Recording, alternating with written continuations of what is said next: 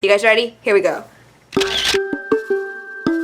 Hey friends, my name's Gabrielle and welcome to FrumiousReads. I don't know if you guys can tell, but I have been messing around with my setup trying to figure out what looks best, and I can't decide which one I like more. So I'm going to show you guys 3 pictures like right here, and you guys have to tell me which one you guys like best, because I honestly cannot decide and it's driving me insane, because either way, I don't mind recording. I feel comfortable recording in whatever setup I have, but I'm not sure which one looks best to you guys. So please let me know in the comments below. I'm going to label them 1, 2, and 3. And just vote for which one you guys like the best in the comments below, and then that's the one I will end up sticking with. This is the week 7 wrap up for my book a day challenge of 2016. This week I read The Kitchen House by Kathleen Grissom, Birth of a Nation. Oh, I get it. Birth of a Nation. Ha!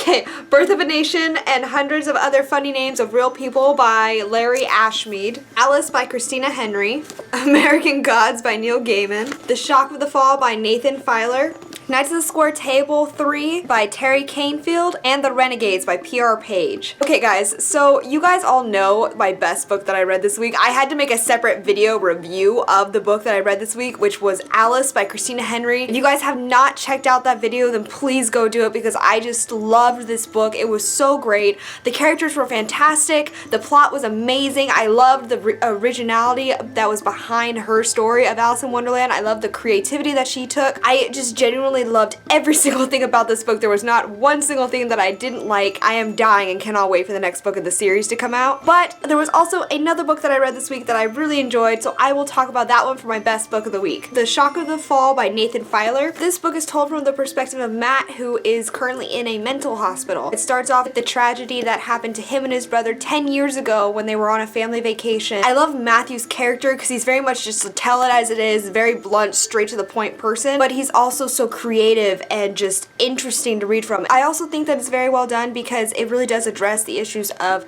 depression and schizophrenia, and it talks a lot about living with people who process things differently in the world and how that can affect their everyday life. I just really genuinely enjoyed it. I definitely recommend it for anybody out there who wants to read a good book that actually addresses mental illness. Now, my okay book of the week. This book is going to be American Gods by Neil Gaiman. Is it Gaiman or Gaiman? Someone please tell me. I think it's Gaiman, but that just doesn't sound right to me. So I'm gonna say Gaiman until someone actually corrects me on it. It was very well done. The writing is there, it's very complex and interesting, and there's so much detail put into the story.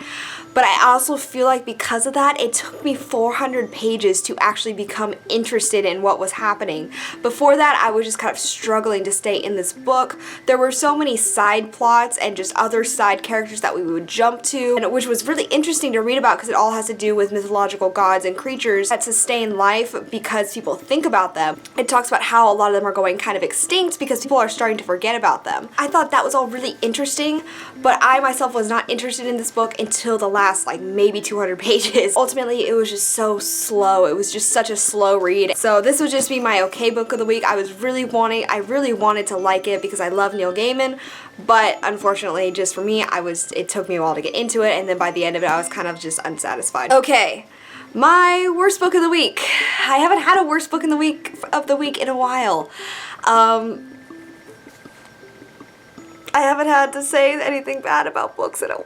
Oh man. This was an ebook, and it was The Renegades by PR Page. It has to do with the main character and how she runs into an ex-boyfriend. They have that attraction and chemistry for each other, but she finds out she's in a polyamorous relationship with 2 other girls already. So it was very much her struggle to kind of find out if she wants to be part of this lifestyle, trying to go through all of her preconceived notions about those kinds of relationships. The plot and the writing itself is just really choppy. Immediately, she tries to make him seem so sexy and so attractive, and when she describes him, it's just constantly every single paragraph has a sentence about how sexy he is. Oh, attractive he is, how much of this, how much of that, and it's just, he himself as a character kind of comes off as a jerk. And I get that everybody has kind of a different attraction to certain people, everybody has a different type, but just he comes off as such a jerk and controlling, doesn't listen to her when she says no, doesn't listen to her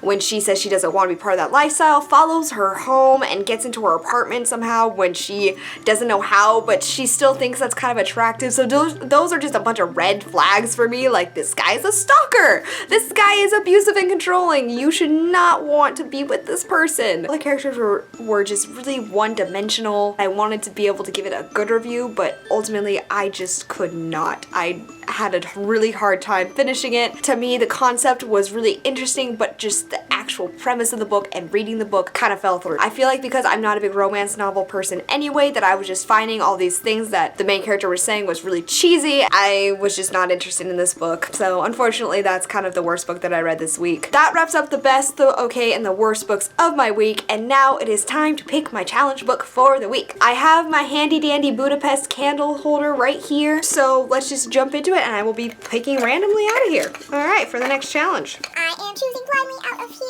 and okay, I have one. Challenge number 37, which is a book that you've seen the movie of, but you haven't actually read. That book for me is the Silver Linings Playbook. I saw the movie with Bradley Cooper and Jennifer Lawrence. I really enjoyed the movie. I'm excited to see what parts they may have cut out of the movie that are going to be in the book. So that is all that I have for you guys this week. I have been kind of getting behind on my WordPress reviews. I was actually writing a short story to submit for the literary journal at my college, so hopefully I will be hearing back about how that does in a little bit. I will be sure to make you guys know, and this week I should be able to be more on top of the reviews I'm writing because I don't have to worry about writing that short story anymore. If you guys haven't seen my last video, make sure you stick around. It will be playing right after this. If you guys like this video, subscribe to my channel. I make bookish videos twice a week, but that is all that I have for you guys today, so thank you so much for watching, and I will talk to you guys later. Okay.